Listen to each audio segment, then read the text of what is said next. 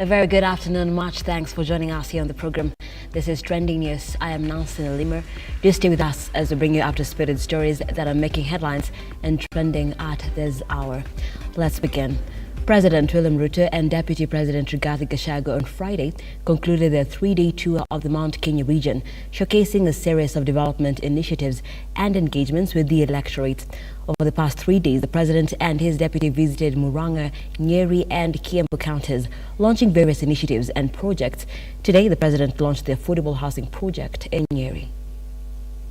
Serikali ya Kenya itakuwa na mpango ya vile vijana wakimaliza shule, tunapanga vile watapata ajira, waweze kujisimamia na waweze kutusaidia kuendesha taifa letu la Kenya mbele. Sababu hiyo ndio tumeanzisha hii program ya housing. Niliwaambia tutakuwa na mpango mara 4 ya hii ajira ya vijana wa Kenya. Hii Kenya tumepata matatizo mengi. Tunasomesha watoto lakini hatupangi vile wakimaliza shule watafanya kazi gani. But this time round, for the first time, we have a plan as a government on what happens to our young people when they get out of school, when they get out of college, when they come out of university, and that is why we have a plan on employment in the Republic of Kenya. Na ndio sababu hiyo hapa mahali tumekuja leo. Hii site mnaona hapa. Tuko na site kama hii 50 Kenya nikizungumza na nyinyi. Kuna vijana 1130 wanafanya kazi vile hawa wa hapa wataanza kufanya kazi. Nyinyi mnanielewa? Tumekuja hapa kuanzisha hii mradi ya manyumba hapa. Hii sehemu hii tunajenga nyumba 1000 hapa. Tunajenga nyumba 1000 ingine hapa nyuma.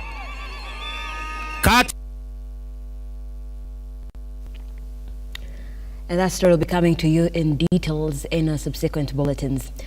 Moving forward, Interior Cabinet Secretary Kindiki has ranked the illicit brew menace in the same category with bandits and terrorists. Speaking in Kirinyaga on Friday, the CS said that he will be ruthless when dealing with a war against illicit brew. Looking at what has happened, it is our view that this threat of poisonous alcohol and the consumption of narcotic drugs is a serious threat on the same level as terrorism and banditry. We have also initiated a program to crack down on the sale of ethanol and other ingredients of second-generation drinks. And some of the measures that government will take include tax initiatives to discourage the trade in illicit ethanol. At the same time,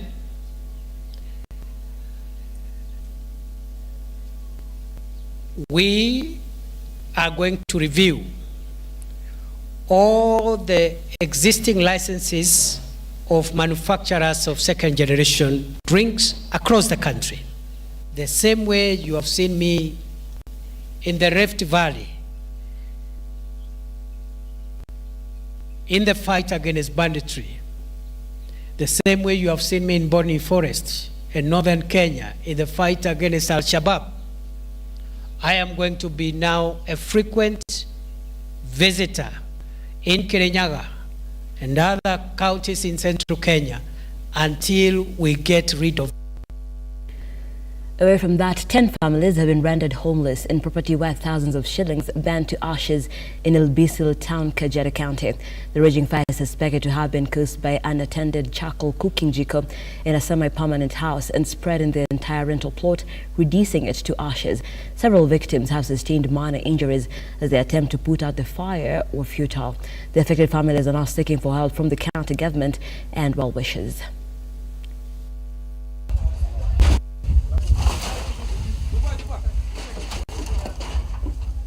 Amechomeka, hakuna kitu ametolewa. Boma misima, angalau hakuna mtu amefariki, lakini hakuna kitu ametolewa. Kila kitu, maji hakuna, serikali hakuna, msima moto hakuna, Kwa hiyo sisi anaomba serikali ya county anataka msaidizi ambayo kama saa hii kama hajapata wa kijana wa kutoka kusanya mafundi ya kutoka mahali unduru yetu, hakuna kitu anatokeleka Orkungu. Kwa hiyo sisi anataka msaidizi. Tukakuta hii kisanga imefanyika hapa ya moto. Mafamilia 30 wanalala nje leo, hawana makao. Hii moto imeleta madhara mingi sana. Na tena mwenye hii plot ameenda hasara. Hii plot ndo anategemeanga kusomesha watoto wake. Sasa mwenyewe ameenda hasara. Sasa tunahitaji msaada kutoka kwa serikali ya county, wakuje atusaidie na wasaidie hao wanalala nje leo, na wasaidie na chakula na mattress ya kulala. Na watafute wasima moto, juu tunaona kila siku moto inatokea hii town ya Bisil. Watu wengi wanaumia. Hakuna watu wanakuja kusaidia watu kwa haraka. Kwa hivyo tunaomba kiongozi wetu washughulikie hiyo kazi. Moto inawakanga hapa kila siku na hakuna hatuoni msaada yoyote.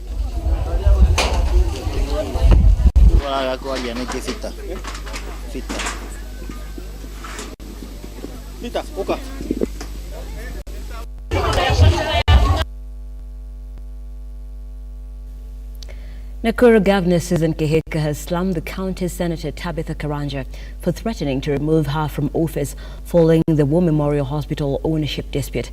Senator Tabitha is blaming Governor Kihika, accusing her of abuse of office. On Thursday, Nakuru Branch Lawyers Association accused Governor Kihika of not respecting the law. Siata round hiyo ingine ikifika hiyo 2027 na si mnadirudisha kama governor. Niseme ile shida niko nayo hii term, sina senator anajielewa. Kwa hivyo anashindwa kuenda kutetea kaunti ya Nakuru huko Senate. Kazi yake anafikiri amepewa kazi kupiga kelele kwa social media. Na bado mlimpatia analipwa mshahara huko Senate. Lakini hajui ati aende huko aniitishie pesa niweze kuwafanyia kazi. Aende huko aseme kama ni hospitali tuongezewe grant kwa sababu tunatibu watu kutoka 10 surrounding counties. Kazi yake ni kusimama na grabbers wa land. Si ndio? Sasa nikisema next time hata huyu ametosha kuwa senator, mnisaidie na yeye. Si ametosha? Kwani iko nini? Kwa hivyo mkianza kuona na hatujifichi, si ni mchana. Ikiwa na gekari ya kama senator, si hata pesa yenye inakuja Nakuru itaongezeka. Kama huyo mama ameshindwa kazi yake, si hata mimi naweza anza kuja kutembea hapa pole pole. Na sasa tuanze kuvuka mipaka. Nimekaa huko chini miaka 15. Nikianza mama ameshindwa na kazi, si twende tufanye ile kazi inatakikana huko mbele kwa upande wa Senate. Si namna hiyo? Kwa hivyo mimi nampatia ilani na sitamuogopa, si namna hiyo. Tungekuwa na senator kama huyu, sasa mama angekuwa anasumbuka hapa. Kwa hivyo sisi tutashirikiana pamoja, tuendelee kufanya kazi pamoja na governor na ndugu yetu Kikari hapa akitembea. Livestock Principal Secretary Jonathan Mweke has said that the government is working on elaborate policies and measures aimed at creating an enabling environment for livestock production in the country, which will lead to higher returns for farmers. Speaking in Garissa, where he led officials from the Veterinary Services, the Kenya Leather Development Council, the Kenya Dairy Board, among other agencies under his State Department, Mweke reiterated the importance of value addition on the livestock products, which will bring more revenue and profit to the farmers. Unajua saa zingine watu wanaona kama huko Northern Kenya dairy haiwezi fanya vizuri sana, lakini tumesema kama serikali tuko na mradi ya kuhakikisha tumezalisha maziwa kutoka huko Garissa. Ndio umetuona hapa Korakora, kuna hii factory tunataka kuinua, tuianzishe kwa sababu ilikuwa imekwama ya kutengeneza maziwa hapa. So in terms of livestock production, today we've been able to train the farmers of Garissa on breeding so that we can get a breeding program for them to get a good breed for production of meat, leather and dairy. We've also been able to teach them about fodder production. There is a lot of learning to be done here. The first thing that we want to recognize is the effort by the government of Kenya and the effort by the county government of Garissa and the effort of also by the Member of Parliament for this area, Major RUTO, who has been really instrumental in making sure this exhibition occurs. The residents are learning a lot. They are going around the various stations and they are getting to know that The institutions they hear of, which are institutions far placed in Nairobi and other parts of the country, are now in Garissa. So the State Department is actually operating from Garissa as we speak. And this is key in the sense that what they hear as national laboratories, like the vaccine production laboratories or the disease surveillance laboratories.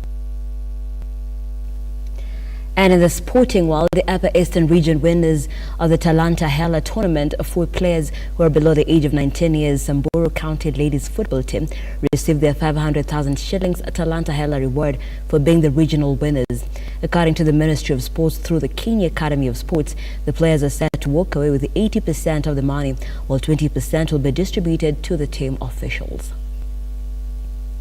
Mimi ni mzazi, nashukuru sana kwa sababu ya watoto wetu wameweza kwenda Nairobi, wamesaidika, wameona talanta inafanyika, na tunasema ni asante. Tunashukuru sana kwa sababu ya wafadhili wameweza kuwapatia pesa, tutalipa naye school fees na tutapata watoto wengine ndio nyumbani watakula. Tunashukuru sana na tutaendelea kuwapatia watoto wetu waendelee kucheza na wapate kukusa talanta zao. Nashukuru sana pia kaunti ya Samburu waliweza kufikisha watoto wetu wakaenda mpaka Isiolo, wakaenda mpaka Nairobi. And now you're on the know right here on Trending News. This is what you can expect at 7 p.m. and at 9 p.m. on our broadcast this evening. The Interior Cabinet Secretary, Professor Kindiki, has rated illicit brew in the same category with terrorism. So indeed, there is a crackdown for illicit brew in the country. As well, we'll be covering President William RUTO, who has concluded his tour in the Mount Kenya region, concluding it in Nyeri, where he has championed for the housing project. Remember, the housing project bill is in the National Assembly at stage 2, which is being debated. And so the president is pushing for the housing bill to be passed in the National Assembly as he presides over the affordable housing project in Nyeri. And as well, what we can be looking out for as well, a fire in Kajiado that has left families homeless. And as well, there's a lot of sporting action. And today on Center Stage at 9 p.m, we'll be talking about wellness. What are your body goals for the year? How far have you gone with them? And are you achieving your goals? We'll be looking at that and very healthy ways that you can keep a healthy weight and lose the unwanted weight. I will be speaking to Wellness KE CEO Fatma Mohammed. We'll be handling that, so keep your comments and your questions coming in. How do you achieve your body goals in the year 2024 and on a budget?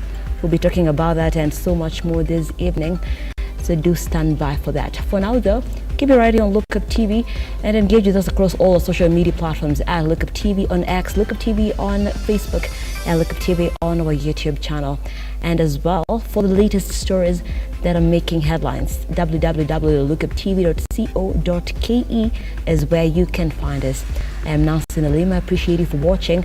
Have yourselves a pleasant afternoon.